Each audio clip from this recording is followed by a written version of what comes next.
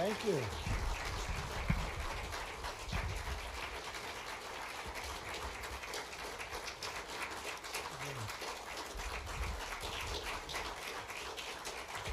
Thank you very much. Please, thank you very much. That's so nice. That means you like us, and we like you. And it has been a great period of time for our two countries. I want to thank you, Ambassador Harris. We put you here recently because we thought it might be a spot where we need somebody with great talent, and you've displayed that in our military for many years. We really appreciate it very much. Thank you, Ambassador.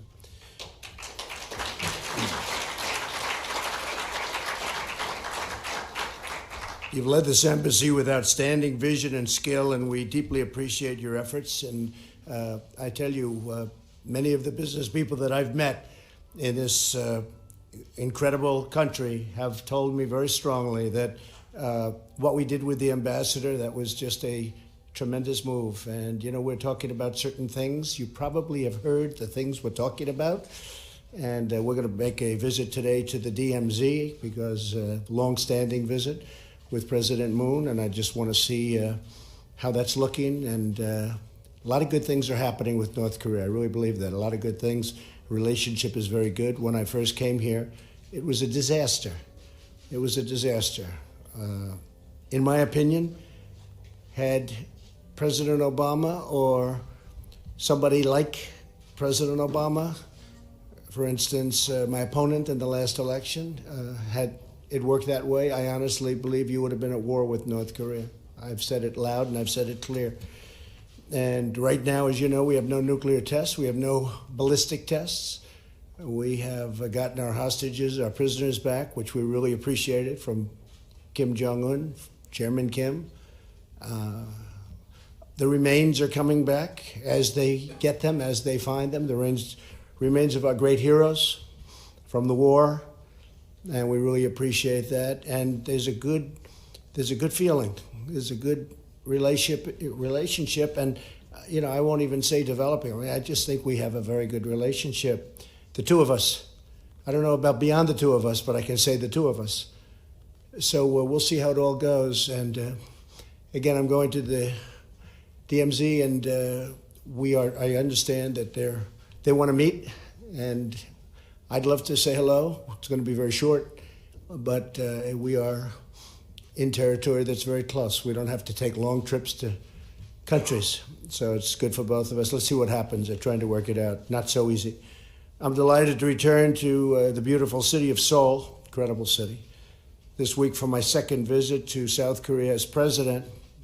That's a lot when you think about it. Haven't been president very long. 2.5 years, how time flies.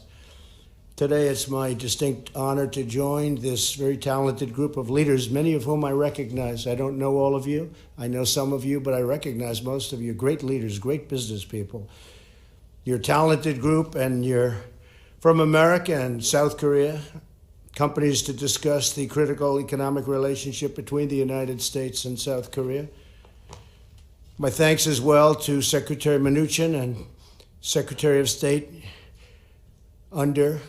we call them the sometimes the Undersecretary of States have tremendous, where is he? Where is our Undersecretary of State? Good.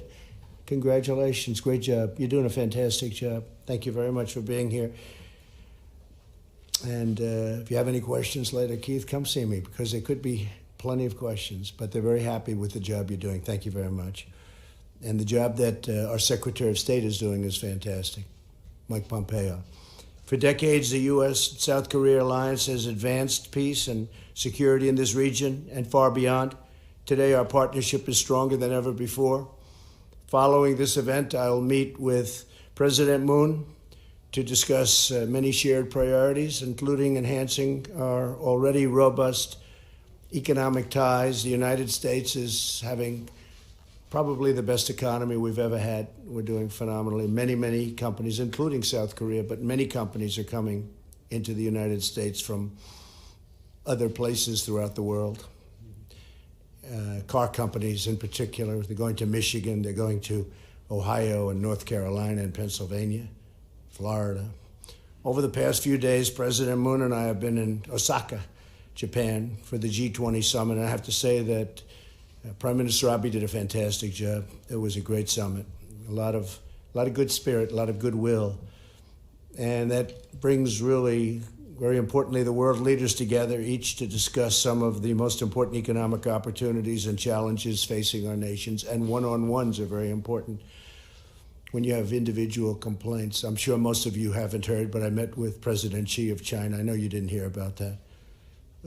But we had actually a very good meeting, a really good meeting, I think. So we're continuing with our discussions on a trade deal. We'll see what happens. Good chance. During the summit, I shared the pro-growth policies that have helped the United States achieve extraordinary economic success and called on all G20 members to cooperate based on the principles of fairness and reciprocity. Such an important word. Maybe my favorite word of all is reciprocity. The United States and South Korea have made great progress in reducing our trade imbalance and unleashing new prosperity for both of our countries. And as you heard your great ambassador and our great ambassador say, we've reduced the number by about 60%, which is pretty great. Good for both countries, actually. Last year, we reduced the trade deficits of goods between the United States and South Korea by more than 20%, and that number is moving very rapidly along. And we announced a totally renegotiated United States-Korea trade deal, which went into effect this last January 1st. And that was something that looked like it wasn't going to be happening, and we got it done. Good for both countries. Our upgraded agreement will benefit workers in both the United States and South Korea and includes strong provisions to increase South Korea's access to the finest American-made products, including automobiles, agricultural crops, medicines, and more. Under the terms of this deal, South Korea will double the number of American cars that can enter the market each year. So the car companies are very happy with it, and it gets to be just much more fair. We must remain vigilant and ensure that we keep moving forward toward a more balanced trade relationship and further reduce our trade deficit. Our countries also enjoy a thriving investment relationship. Since 2017, Korean investment in the United States has expanded by billions and billions of dollars. This includes Lotte Group's recent investment of $3.1 billion in Louisiana. And Chairman Shin Dong-bin, I think he's here. There you are. Such a young man. Look at that, to have done such a good job. It's incredible. How did you do that? Would you get up here, please, and speak? Beautiful job. Thank you very much. Fantastic job. We appreciate it. And we have a great working relationship. Your investment of $3.1 billion in Louisiana is going to be a great investment. You know that. So congratulations. Thank you very much for being here. Korean Air and Boeing have also recently announced that Korean Air will acquire 30 brand new 787s, a great plane, Dreamliner, a deal worth over $9 billion. And Ki Hong-woo, where are you? Thank you very much. Thank you very much for being here. From Korean Air is here, and you've done a great job with Korean Air. Congratulations, really great. And Eric John, president of Boeing Korea. Where's Eric? Thank you, Eric. Good job. Good. Thank you. Great plane. Thank you both for being here, and congratulations. Hyundai, Samsung, and CJ Dosan and SK Group all here this morning. They're all here represented by their top people, and I really appreciate it. They've made very large investments in our country, including the companies represented in the room. They've created more than 50,000 brand new jobs in the United States. We have to tell that to the people of the United States.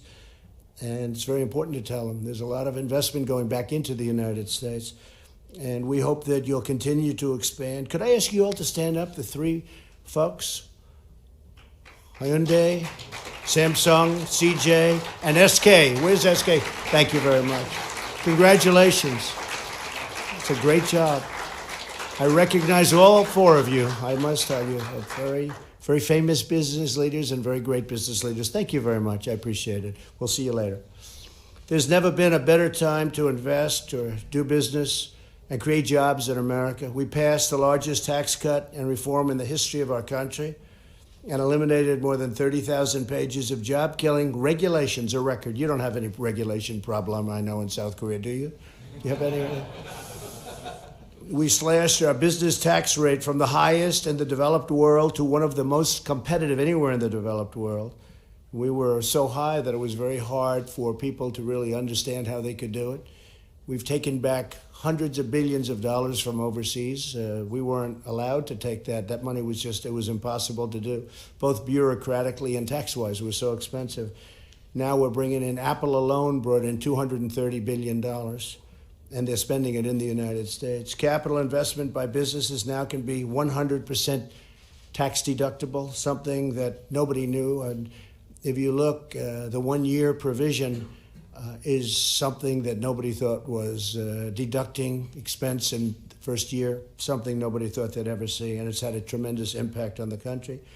Unemployment in the United States is at the lowest level it's been in 51 years, and we expect that number is even going to get better because there's tremendous companies are moving in. We have companies moving in, car companies moving in particular car companies. We hadn't had a plant built in years and decades, actually. And now we have many plants being built all throughout the United States, cars. According to the World Economic Forum, our financial system, business, dynamism, and labor market all rank number one in the world. That's a great rank. And we were slipping badly, as you know. In fact, I just opened a LNG plant in Louisiana. It's a $10 billion plant.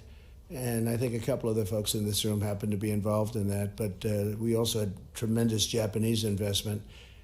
It's a $10 billion. It's going to employ 10,000 jobs. It's, I guess, one of the biggest plants I've ever seen. And right in Louisiana also. And they opened it. I hear it's doing phenomenally well. It was beautiful. It was built on time, on budget. But it was held up for many, many years, for more than a decade, because they couldn't get the permits. And I got in, I got them those permits. I didn't know anybody. I don't want to know anybody. All I wanted to do is I wanted to have them build that plant. And we got them the permits very quickly through EPA and all of the other places that we had to get them. But that was being held up. It looked actually like it wasn't going to happen. And I got it done. You look at Keystone Pipeline, the Dakota Access Pipeline. They were dead. They were really in trouble. Dakota Access had the worst of all worlds. It had built the pipeline, but it couldn't connect it, okay? Because they had environmental problems, false environmental problems that shouldn't have been a problem, but they had built it. And I was actually going to say maybe the country should have a piece of the action. Steve, we could have said, listen, give us half of the profits for the rest and we're going to give you that final permit, right? I could have done that. We can't revert back to my business days. Can't do that. But we got it approved for them. We got the permits, and they were able to connect, and they immediately opened. And the Keystone, as you know, is one of the biggest anywhere, and that's been under consideration for a long time. And we got it approved in my first few days in office. The head of the big company, the pipeline company, they're actually based in Canada, which a little saddens me, but we have a very good relationship with Canada. We just made a deal with Canada and Mexico, which is a tremendous trade deal, and hopefully we'll get that passed soon in Congress. But the head probably said, gee, I couldn't get it for years and years. I couldn't get my permit. Now Trump gets elected, I get my permit. And you people as great businessmen know what's going to happen. He's sitting there, and he will be inundated now with every consultant that worked on the project for the last 10 years, and they're all going to want these massive fees. They're going to want millions of dollars because they're going to say that they did such a good job. But I never spoke to any of them. I don't want to speak to any of them. They didn't do a damn thing, and they're going to get millions of dollars, right? And everyone in this room knows what I'm talking about. But it's one of those things. We don't want to have that situation happen. But we got Keystone approved. We got it approved early, and going to be a tremendous pipeline. Economic growth is now over 3%, and for the first quarter, which is always our worst quarter, it's always down around 1, less than 1. It was 3.2%, which is shocking. We are taking in tremendous dollars from China with the tariffs of goods, $250 billion at 25%. That will remain under our deal until we have a new deal, and then we'll see what happens, whether it's more or less or whatever. We'll see what happens. We were very close to having a deal with China. And then, unfortunately, things happened. and the deal didn't happen. But we're now back on track, so we'll see what happens now. We started it up. We had a very good meeting. We really had a great meeting yesterday. And I like President Xi a lot. I consider him a friend, but I like him a lot. I've gotten to know him very well. He's a strong gentleman, right? Anybody that is a strong guy, tough guy, very smart, and loves China. And I love the United States. All of this is just the beginning to really I just wanted to have a group of the leaders. I didn't know they were going to get, you're not just South Korean leaders, you're world-renowned leaders. You have done things that are incredible. I mean, some of the companies. I happened to fly over a building. It was one of the largest buildings I've ever seen. Samsung was one of the largest buildings I've ever seen. And it was a manufacturing building. And you know what I'm talking about, right? I looked, I said, what the hell is that? It was acre on acre, except it was piled up. How tall is that building? Like 12 or 10 stories? Next time you come to Korea. I want to see it. I want to get some ideas, because this was laid up on top. We usually just go in one direction. It was really great. And I must tell you also, I said, what is that beautiful building? And that was your great tower. Latte Tower was beautiful. Loved the design. I said, it's pretty, hard to miss it, right? We're flying in. It wasn't like, oh, gee, what's that? But I knew immediately. I knew it from even pictures. But that's a beautiful tower, and I know it's done very well. Congratulations. Beautiful job. It's nice to build them nice, right? It doesn't cost that much more. I try to explain to friends of mine. I have a competitor in New York, and he builds very inexpensively, and then he wonders why we get higher rents and why we get higher condo prices. And I look at his building. He said, what the hell's going on? He has windows that are so little because he saves $2. He saves nothing. I mean, sometimes a wall is more expensive than a window. Sometimes brick and mortar is more expensive than glass. So you make them big. You have nice, big, fat windows, and you have certain things. But you folks have done a great job, really great. Thank you very much. But this is all just the beginning. We're going to have a lot of great relationship with South Korea. I think I've done a good job in stability. I can say the ambassador came when he met me at the airport yesterday. He said when he first came here, people were nervous. A lot of bad things were happening. A lot of bad things with missiles flying over Japan. And they weren't too thrilled in Japan either, by the way. And now you don't have that. And people aren't feeling the same way that they felt when I became president. When I became president, it's hard to believe, 2.5 years ago, I became president. And probably the biggest thing was Kim Jong-un and the problems that you were having with him. And a lot of bad things could have happened, could have gone very bad, very fast. And as you know, we took a very tough stand, and so did he. And then all of a sudden, we came together. And I was asking other people, have you ever spoken to him? They said, no. I said, how could you not speak to him? You didn't speak to him. You don't lose anything by speaking. And we did ultimately speak, and we got along great. But it's a lot different now. The ambassador was telling me, he said he got here, and people were very nervous. They were having drills, many, many drills all the time, drills. To get undercover. And you don't have that anymore. So let's see what happens. Nothing's final. Got a long way to go. But this is a situation that could have been really bad. You know, at home they think that I'm a sort of a tough warmonger. I'm a warmonger. They thought that when I got elected, within the first year we'd be in World War III. And I'm really the opposite of a warmonger. But we built our military now. It's stronger than it's ever been, brand new. I mean, we spent if you think, we spent $716 billion this year, $700 billion last year. And this year we're going for actually even more than that, potentially. And we have brand new fighter jets, brand new ships, brand new military equipment for the soldiers, very important. Can never forget that. All brand new. We were very depleted from fighting wars all over, fighting in the Middle East for 19 years in the Middle East, just being there. And we're now, you probably heard, we knocked out the caliphate as soon as I got in. I knocked them out very quickly. Very quickly. Once we started, it was a very quick operation. We have the greatest military in the world. There's nobody close. We have the greatest equipment in the world. missiles and planes and everything else. The F-35 fighter jet, which is the hot one now. I was talking to one of the pilots. These guys are central casting. There's nobody in Hollywood that looks like these people with their crew cut, boom, under the eyes, the whole thing. I speak to this guy. I said, how good is the F-35? Very good, sir. How does it compare to so-and-so, another country? Well, they have a basic problem, sir. They can't see it. It can be right next to them. They can't see it. I said, that sounds good. They say it's really hard to win when they can't see the plane. It's really stealth, and it's really great. And by the way, you're ordering those planes in addition to a lot of Boeings, but you're ordering those planes. So I just want to tell you that you're our friend. I've had a tremendous relationship. President Moon has treated me and our country with great respect, which I appreciate, because we're doing a lot for you. We're doing a lot. We're spending a lot of money, and money that hasn't been reimbursed. And they're agreeing to reimburse us for some of this because the cost is astronomical. We have 42,000 soldiers. We've had them for many years. And we're working on that, and it's really working along well. But most importantly, we're doing the job. And you're going to have a very safe country, and it's already a great country. And it's an honor to be with you, especially so many people that I know and that I recognize. A lot of people don't. A lot of people don't know there's great business genius. They don't understand what that means, but we understand what business genius is. People say, how come so-and-so is always successful? Because he's a business genius. It's one of those things. It's a talent, just like baseball is a talent or golf is a talent or anything. We had recently the U.S. Women's Open at my course in Bedminster, New Jersey. And I think 9 of the top 10 finishers were from South Korea. Do you know that? 9 of the top 10. I said, what's going on over here? So I want to just thank you. You have a great country, and it's an honor to be with you. Thank you all very much. Thank you.